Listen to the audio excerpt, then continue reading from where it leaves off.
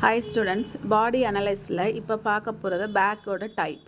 First one வந்து சிறந்த முதுகெலும்பு, அதாவது ஸ்ட்ரைட்டாக இருக்குது. பேக்கு வந்து மெல்லிஷான ஒரு எழுப்பத்தோடு இருக்குது. ரெண்டாவது வந்து தட்டையான முதுகெலும்பு, அதாவது ரொம்ப ஸ்ட்ரைட்டாக இருக்கும். கீழ் பேக் வந்து ரொம்ப கொஞ்சம் வளைஞ்ச மாதிரி இருக்கும். மூணாவது வந்து முதுகு வந்து வட்டமான ஷேப்பில் இருக்கிறோமா, அதே ஷேப்லேயே பேக்கும் இருக்கும்.